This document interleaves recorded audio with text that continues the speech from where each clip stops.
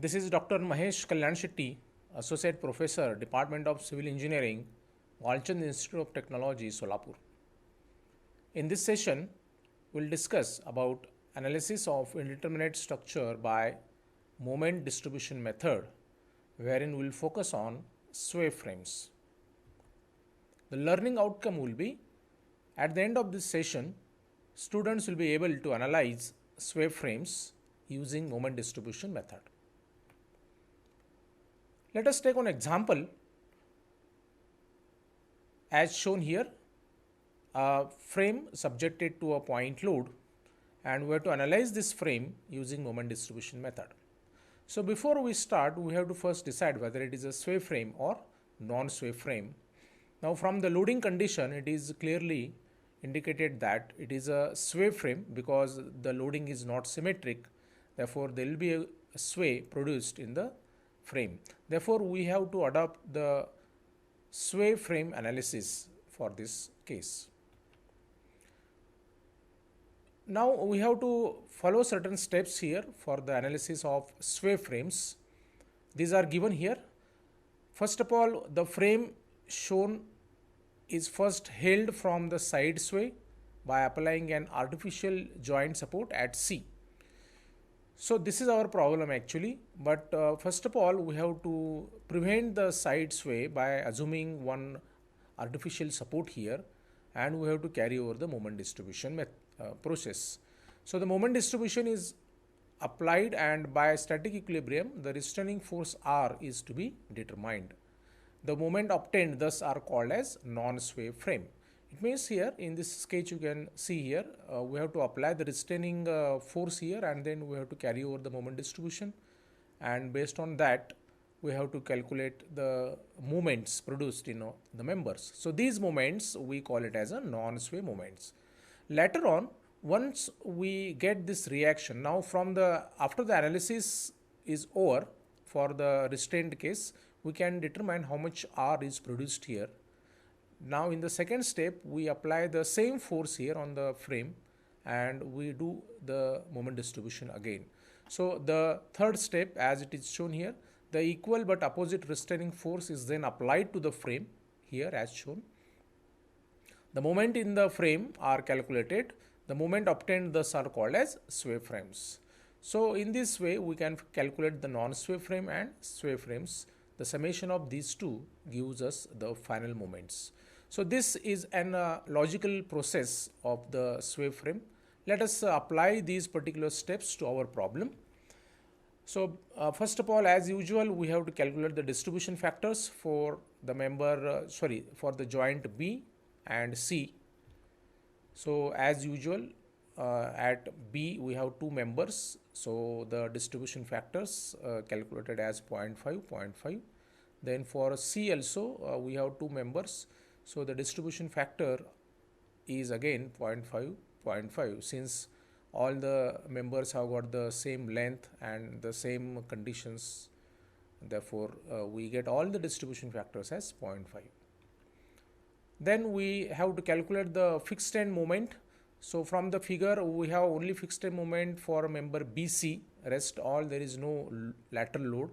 So we have to consider only the fixed end moment for the BC, and again we have to consider this particular frame as a non-sway frame by applying an artificial support here. So this is a restrainment which we have produced here for the sway. For this conditions, now we calculate the fixed end moments. BC, since it is a case of eccentric load, therefore these are the fixed end moments produced. Accordingly, we get the fixed end moment BC is minus 10.24, and for CB we get plus 2.56.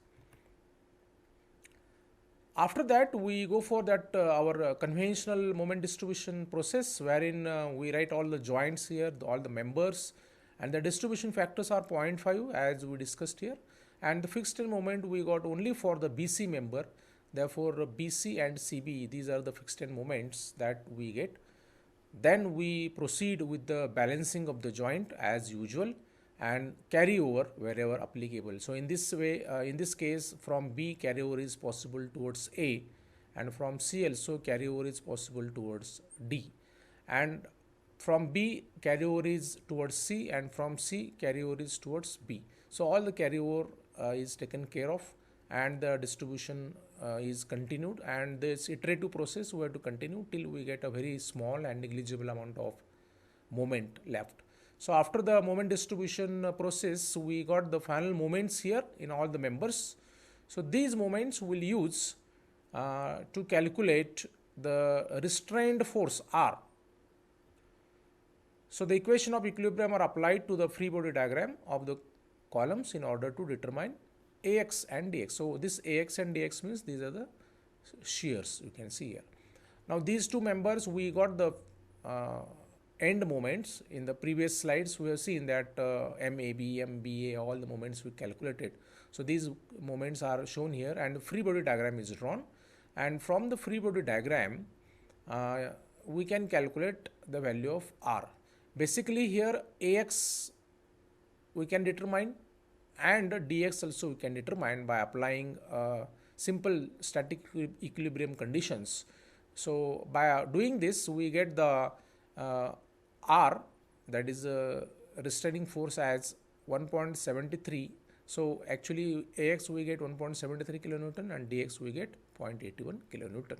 So by applying equilibrium conditions we get the restraining force R 0.92 kilonewton. Before we proceed, let us go for this review questions. I request you to take a pause and answer these review questions. The first question is, if three members are meeting at a joint and the stiffness of the members are K1 is EI, K2 is 2 EI, K3 is 1.5 EI, the distribution factor for the member 1 is, so these are the four options. Then the second one, the distribution factor of the member OC of the frame as shown in figure. So in this figure, the distribution factor of OC you have to calculate. So four options are given here. So the correct answer, these are C for first question and 0.4 for the second question. Let us proceed further. Now once we get the restraining force, then the same restraining force will apply here. So then equivalent opposite values of R equal to 0.92 kilonewton must be applied to the frame at C, and the internal moments are to be computed.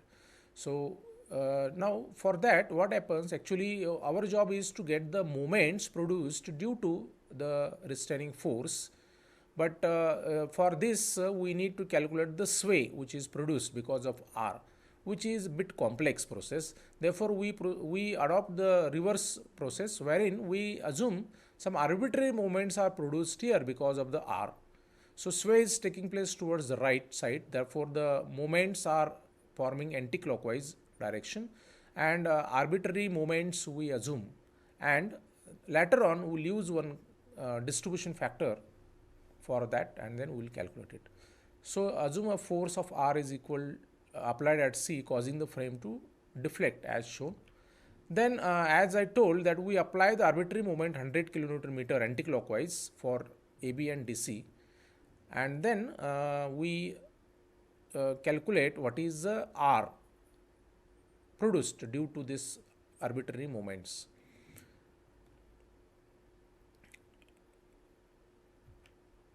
Then we go for the distribution process.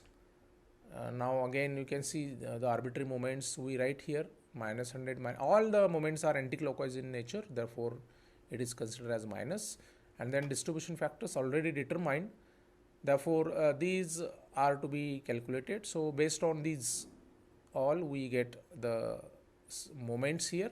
We have to do the same process, we get the final moments at the end. Now these final moments actually are due to the assumed value. That we go for a next concept, what is called proportioning of moment. Now from the equilibrium, the horizontal reaction at A and D are calculated. So here you can see the moments we just plot here, and corresponding value of reaction R we calculate. Before that we have to calculate AX and DX by static equilibrium conditions. So AX we got 28 and DX we got 28. So again as a whole, if I apply the equilibrium equation, R must be equal to dx plus ax, so that value comes out to be 56 kilonewton. So R dash is 56 kilonewton, which creates the moment as shown in free body diagram. However, we need to the moments corresponding to R dash as 0.92, because we got the restraining force as 0.92 kilonewton, but we got the restraining force as 56 kilonewton based on our assumed arbitrary moments. Therefore, the moments caused by R equal to 0.92 kilonewton can be determined by proportioning, and this proportioning can be done using a multiplication factor as 0.92 upon 56. So based on this concept, we can determine the final moments. So final moment is equal to non-sway moment plus the modification factor into moments corresponding to arbitrary fixed end moments. So if I consider AB, so the non-sway moment for AB is 2.88, and this bracket, this 0.92 upon 56 gives me a multiplication factor, and minus 80 is the moments corresponding to arbitrary fixed end moment. Therefore, we get MAB as 1.57.